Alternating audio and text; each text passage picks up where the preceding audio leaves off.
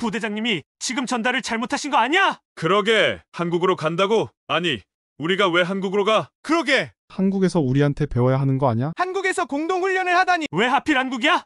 특수부대의 활동과 훈련은 국가의 국방 및 안보 정책에 영향을 받는데요. 민감한 정보와 기술이 있기 때문에 매우 신중한 접근이 필요하죠. 특수부대 간의 전문 훈련은 부대 간의 경험과 전문 지식을 공유하기 위해 매우 중요한데요. 이스라엘 특수부대인 야만 부대원들이 한국으로 훈련을 간다는 소식에 여기저기 불만을 표하고 있습니다. 그것도 그럴 것이 이스라엘에서도 특수부대에 속하는 야맘은 국경경찰, 대테러 특수부대에 속할 만큼 정예요원들이 소속되어 있는 곳이거든요. 불만에 가득한 야만 부대원들, 한국에 방문해서 뜻밖의 것에 놀랐다고 하는데요. 오늘의 이야기 시작합니다. 안녕하세요. 저는 이스라엘 특수부대인 야맘에 소속된 요나단이라고 합니다. 한국의 남자들도 그렇겠지만 군대 이야기는 각종 사건, 사고와 특이한 경험들이 담겨 있어 이야기가 끊임없죠. 제가 속한 야맘은 SWAT로 인질 구출 임무를 담당하고 있습니다. 테러 공격이 잦은 이스라엘 특성상 집단 경비 및 대테러 작전의 비중이 타국 경찰과 비교하면 월등히 높은 편이죠. 적대국에 둘러싸여 있다 보니 실전 경험이 풍부하고 병력의 규모에 비해 최정예 부대로서의 실력을 갖추고 있답니다. 아마 세계에서 실전 경험은 가장 많을 겁니다. 더구나 저희 부대는 이스라엘 방위군에서 3년 이상 복무한 경력이 있어야 하고 대부분의 이스라엘 방위군의 특수부대의 대원들이 지원하는 곳이죠. 선발훈련은 무려 6개월 동안이나 진행되며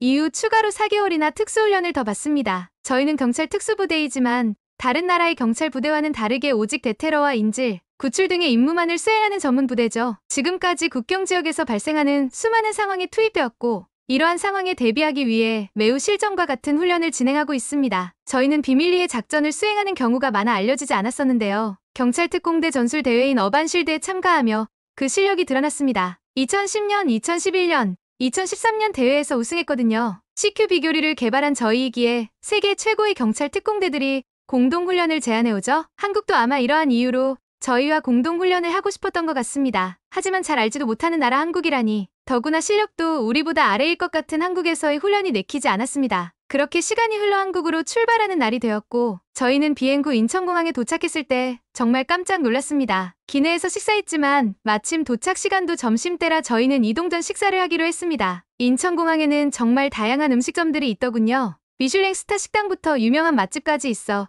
공항에서 다양한 음식을 맛볼 수 있다는 게 신기했습니다. 저희는 그래도 한국에 온 기념으로 한식을 먹어보기로 했습니다. 식당에 들어가 자리에 앉으려고 하니 갑자기 종업원이 갑자기 의자 뚜껑을 열었습니다. 저는 망가진 의자를 두다니 실망이네 하고 생각하고 있었는데요. 그게 아니었습니다. 의자 아래에 외투나 가방을 넣는 수납용 의자였던 거예요. 공간을 효율적으로 쓰는 아이디어에 놀랐습니다. 푹신푹신한 쿠션 아래 숨겨진 편리한 수납 공간이라니요. 어떤 음식을 먹을까 고민하다 저희는 불고기를 주문했어요. 어딘가에서 한국을 대표하는 음식으로 본 것 같다는 동료의 추천이었죠. 그렇게 음식을 주문하고 기다리다 옆 테이블을 보았는데 신기한 광경을 보았죠. 갑자기 테이블 옆을 열더니 수저를 꺼내어 가지런히 놓았습니다. 세상에, 좀 전에는 의자에 수납 공간을 숨겨놓더니 이제 식사도구까지 이렇게 숨겨져 있다니. 한국인들에게는 익숙한지 테이블 옆 수저통에서 수저를 꺼내 가지런히 놓았습니다. 그렇게 놀라하며 두리번거리다 그만 팔꿈치로 테이블에 있는 무언가를 누르고 말았어요. 갑자기 띵동하는 소리가 들리며 직원분이 빠르게 찾아오시더군요. 제가 당황하자 테이블에 있는 호출벨을 가리키며 이걸 누르면 전광판에 어떤 테이블에서 눌렀는지 번호가 뜬다고 설명해 주더군요.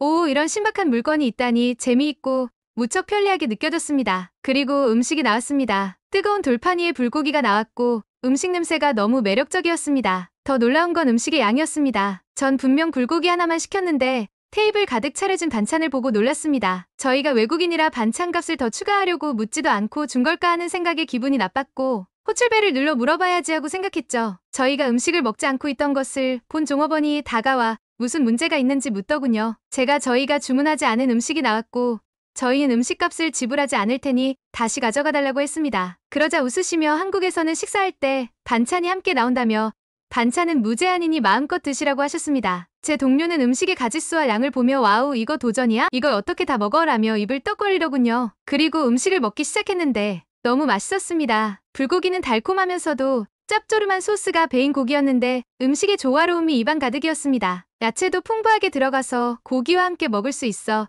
건강에도 매우 좋을 것 같더군요. 제가 또 하나 매력에 빠진 건 바로 김이었습니다. 까맣고 네모나게 생긴 게 이걸 어떻게 먹나 궁금했는데 밥에 함께 먹는 모습을 보고 호기심에 따라 먹었거든요. 이걸 무슨 맛이라고 설명해야 할지 따뜻한 흰쌀밥에 김을 얹어서 먹자. 정말 설명할 수 없는 맛있는 맛이었습니다. 정말 맛있다. 놀랍다를 연발하며 먹고 있는데 마지막 한 점의 불고기까지 따뜻했습니다. 왜 뜨거운 돌판에 불고기를 담겨왔는지 알겠더군요. 수납의자와 수저함, 돌철판에 호출벨까지. 한국인들의 생각이 놀라웠습니다. 한국에 오기 전까지만 해도 우리보다 수준이 낮을 거라 생각했었는데 이렇게 기발하게 생각하는 한국인들이라면 전술도 뛰어나겠다라는 기대감이 생기더군요. 그렇게 한국에서의 공동훈련이 시작되었습니다. 훈련의 내용은 군사기밀이라 다 언급할 수 없지만 함께 훈련하며 만난 한국인들의 모습은 매우 인상적이었습니다. 대한민국 경찰특공대의 전술 요원도 저희와 마찬가지로 아주 까다로운 조건을 거쳐서 선발되어서 그런지 아주 우수한 인적자원이더군요. 2015년에 열린 세계 경찰특수부대 전술대회인 어반 쉴드에서 8위를 차지했다고 하더군요. 첫 출전에 8위 이거면 엄청난 실력이거든요. 해외팀들 입장에서는 첫 참가에 10위 안에 진입하는 것은 매우 드문 일이라 화제가 되었죠. 저희가 함께한 훈련 중 하나는 레펠 훈련이었는데요. 높은 건물에서 줄 하나에 의지서 내려오는 훈련이죠. 저희 이스라엘 부대원들은 빠른 레펠 방법으로 유명한데요. 한국 대원들은 종류별로 레펠 훈련을 하고 있더군요. 다들 실전에 임하듯 진지하게 임하는 모습이었습니다. 개인별 역량은 차후에 이야기하더라도 팀원들과 눈빛을 주고받으며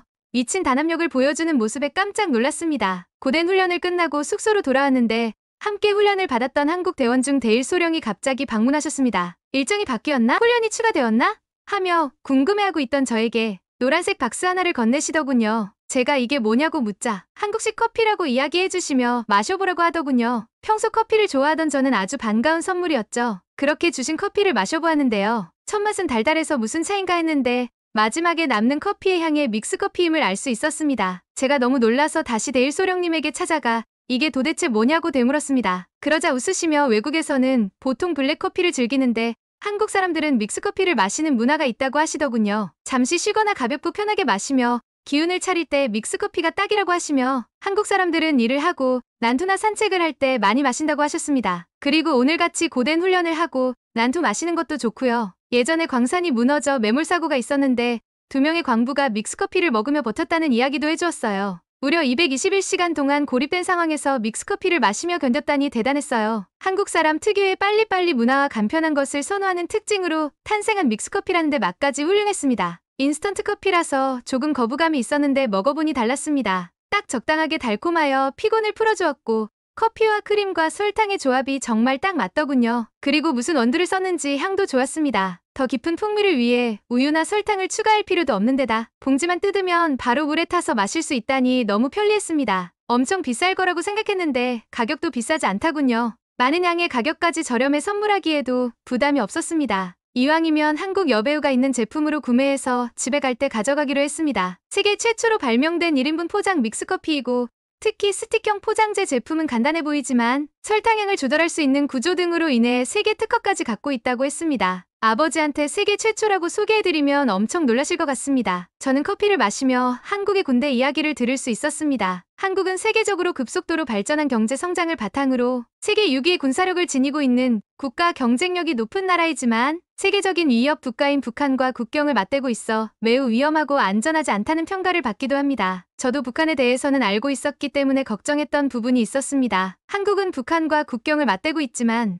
이스라엘과 다르게 한국인들은 전쟁을 두려워하거나 공포를 느끼는 분위기가 아니었습니다. 북한과의 대치 상황 때문에 군복무가 의무인 것 같다는 생각을 했습니다. 항상 전쟁에 대해 준비태세를 갖추어야 하기 때문인 거죠. 의무적인 군복무가 힘들기도 하지만 군대에서 배운 게 많다는 의견이 더 많다고 하죠. 그렇게 훈련이 거의 끝나가고 마지막 날 저희는 외부 식당으로 나가 만찬을 즐긴다는 소식이 기대했습니다. 훈련 기간 내내 맛보았던 한국 음식이 너무 매력적이었으니까요. 역시나 경험이 무섭더군요. 고깃집에 들어가자 의자가 눈에 보였고 전 외투를 자연스레 보관한 후 앉았습니다. 옷도 깔끔하게 보관하면서도 편안하게 고기를 먹을 수 있다니 역시 좋았습니다. 테이블 옆 수저함을 열어 식사 도구를 꺼내자 한국 사람 다 된 것 같다며 웃으시더군요.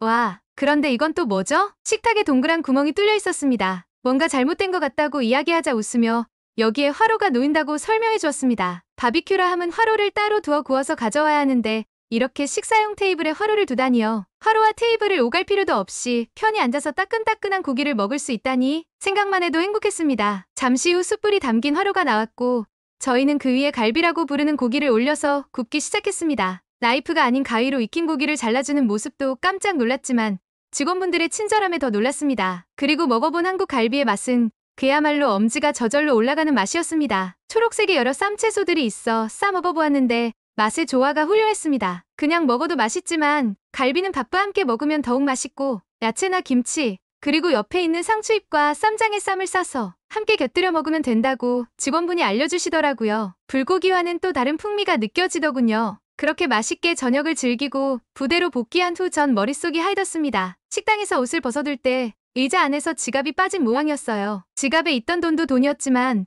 돌아가신 할머니와 함께 찍은 사진이 들어있어 제게 너무 소중한 지갑이었거든요. 다시 돌아가도 찾지 못할 것 같은 불길한 예감이었지만 한국 대원이 걱정 말라며 저를 안심시키더군요. 저는 저를 안심시키기 위해 하는 빈말인 줄 알았습니다. 하지만 약 5분 후 전화가 곧바로 왔고 지갑은 무사히 잘 있다고 하였습니다. 저희가 가고 난 후 다음 손님이 옷을 넣다가 발견하고 식당 주인분에게 지갑을 맡겼다고 이야기하더군요. 군인이라 다시 외출이 힘들 것 같아 퇴근하며 부대로 전해주려고 했다고 했습니다. 남의 물건을 절대 가져가지 않는다니. 본래 물건을 보면 욕심이 생기고 굳이 내 물건이 아닌데 찾아주기는 더 어려울 것 같았는데 한국에서는 놀라운 일이 아닌 것 같았습니다. 그렇게 한국에서의 훈련 기간 동안 저는 여러 번 놀라며 한국의 참 모습을 보게 되었고 한국의 매력에 빠졌습니다. 이번에는 훈련으로 방문한 거라 한국의 다른 곳을 가보지 못해 아쉬운 마음입니다. 다음에는 개인적으로 가족들과 또는 제 사랑하는 연인과 함께 방문할 생각입니다. 그때 또 한국에서의 시간이 기대가 됩니다. 오늘의 이야기는 여기까지입니다. 특수부대 요원으로 한국에서의 경험을 소개해 주셨는데요. 정말 군대에 관한 이야기는 무궁무진한 것 같습니다. 국내에서 해외에서 국가를 위해 헌신하는 모든 군인들에게 감사의 마음을 전합니다. 응원이나 남기고 싶은 말이 있으시면 댓글로 남겨주세요. 지금까지 한국에 관한 감동적인 사연을 소개해드리는 감동극장이었습니다. 구독과 좋아요를 눌러주시면 영상 제작에 큰 힘이 됩니다.